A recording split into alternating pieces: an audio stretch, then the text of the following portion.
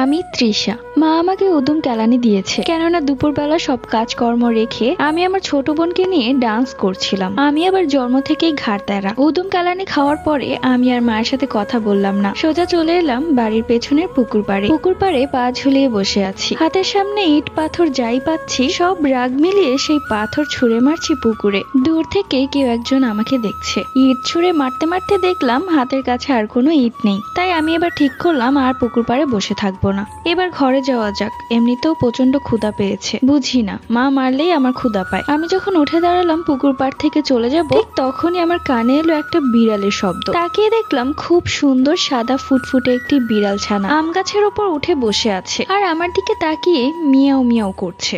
ভারী সুন্দর বিড়াল, এত সুন্দর বিড়াল এর আগে কখনোই দেখিনি। এই বিড়ালটা এখানে কোত্থেকে আসলো? এটা কি অন্য কারো বিড়াল? আমি এক পা দুপা করে আম গাছের দিকে যেতে লাগলাম। বিড়ালটাকে যেভাবেই হোক ধরতেই হবে। যখনই আমি হাত বাড়ালাম বিড়ালটাকে ধরার জন্য, তখনই দেখলাম বিড়ালটার মুখের আকৃতি কেমন যেন হয়ে গেল, কেমন যেন বিড়ালটা কপাল কুঁচকে ফেললো আর আমার দিকে ভয়ঙ্কর দৃষ্টিতে তাকিয়ে আছে, যেটা দেখে ভয়ে দৌড়ে বাড়িতে চলে গেলাম। গিয়ে দেখলাম মা ঝাড়ু হাতে দাঁড়িয়ে আছে। রে, আর রাগ করে থাকা গেল না নাকি? ক্ষুধা পেয়ে গেছে? তখন আমি হাঁপাতে হাঁপাতে মাকে বললাম একটা বিড়াল দেখেছি, বিড়ালটা খুব ভয়ঙ্কর। কিন্তু মা আমার কোনো কথাই বিশ্বাস করলেন না। এরপর খাওয়া দাওয়া শেষ করে রাতের বেলা আমি ভাবতে লাগলাম সেই বিড়ালটার কথা। মনের মধ্যে একটা খটকা লাগছে, বিড়ালটা কাদের? এই বিড়ালটাকে তো এর আগে কখনো দেখিনি। আমি যেখানে ঘুমাই সেখানে একটা জানালা আছে, আর সেই জানালা দিয়ে পুকুর পাড় একদমই কাছে। তখন জানালাটা খোলাই ছিল। হঠাৎ করে আমার কানে এলো সেই বিড়ালের শব্দ। মনে হলো সেই বিড়াল ছানাটা জানালার পাশেই বসে আছে। আমার আবার অত সাহস নেই যে গিয়ে দেখবো যে কি হচ্ছে, ব্যাপারটা কি। আমি এক পা দুপা করে সামনের দিকে এগুতে লাগলাম। মায়ের রুম সামনের দিকে, মাকে ডেকে নিয়ে আসি। বলে রাখা ভালো আমার ছোট বোন মায়ের সাথেই ঘুমায় আর আমি একা ঘুমাই। বাবা চাকরির সুবাদে ঢাকায় থাকেন, মাসে একবার কি দুবার আসে। আমি এক পা দুপা করে মায়ের ঘরে যাব, ঠিক অমনি কেউ বলে উঠলো।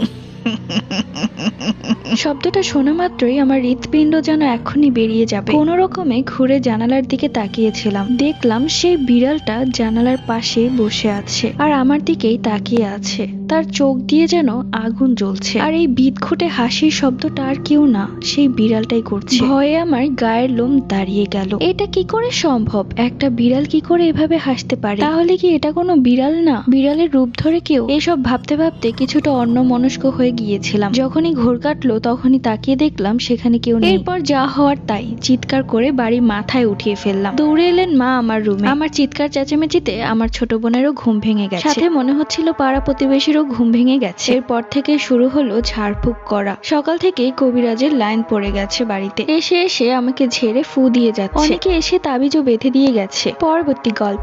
সকাল থেকে বাড়িতে অনেক কবিরাজের আগমন হয়েছে, সবাই এসে ঝাড়ফুঁক করে দিয়ে যাচ্ছে, কিন্তু কোনোভাবেই আমার ভয় কাটছে না। বারবার কানে বাজছে সেই হাসির শব্দ। কাল রাত থেকেই মা পুকুর পাড়ের সেই জানালাটা বন্ধ করে রেখেছে। জানালার দিকে তাকালেই যে ভয় করে। দেখতে দেখতে কেটে গেল একটা দিন। মাকে বললাম আমার সাথে ঘুমাতে, আমি একা একা ঘুমাতে পারবো না। তখন মা বলল তোর বিছানা ছোট, এত ছোট বিছানায় এত মানুষ কি করে ঘুমাবো? তোর ছোট বোনও তো আমাকে ছাড়া ঘুমাতে পারে না, আর কবিরাজ তো পানি পড়া দিয়ে গেছে, আর কোনো ভয় হবে না। যদি ভয় করে তাহলে আমাকে ডাক দিবি। আমার কোনোভাবেই মন সায় দিচ্ছিল না, কি করে একা একা ঘুমাবো? এই যে ভয়ঙ্কর ব্যাপার। আজও যদি কালকে রাতের মতো সেই বিড়ালটা আসে তাহলে নির্ঘাত আমি মরেই যাব। রাতের বেলা অনেক ঘুমানোর চেষ্টা করলাম, কিন্তু কোনোভাবেই ঘুম আসছে না। বারবার চোখ যাচ্ছে জানালার দিকে। ভয় পেতে পেতে কখন যে ঘুমিয়ে পড়লাম সেটা আমি নিজেও বলতে পারবো না। আবারও সেই বিদঘুটে হাসির শব্দে ঘুম ভেঙে গেল। তাকিয়ে দেখলাম জানালাটা খোলা, আর জানালার পাশে সেই সাদা বিড়ালটা বসে আছে, আমার দিকে তাকিয়ে হাসছে। বিড়ালের চেহারাটা কেমন যেন অদ্ভুত। এর আগেও আমি অনেক বিড়াল দেখেছি, কিন্তু এরকম চেহারার বিড়াল আমি কখনোই দেখিনি। যত শক্তি আছে তা দিয়ে মাকে ডাকার চেষ্টা করলাম, এমনকি জোরে জোরে চিৎকার করে মাকে ডাকছি, কিন্তু আমি দেখলাম কোনো শব্দই বের হচ্ছে না আমার গলা দিয়ে। কিন্তু চিৎকার করতে করতে যেন আমার গলা দিয়ে রক্ত বের হয়ে যাবে এমন অবস্থা। কিছুক্ষণ পর দেখলাম সেই বিড়ালটা হেঁটে হেঁটে আমার বিছানার উপরে এসে বসলো, একদম আমার পায়ের কাছে এসে।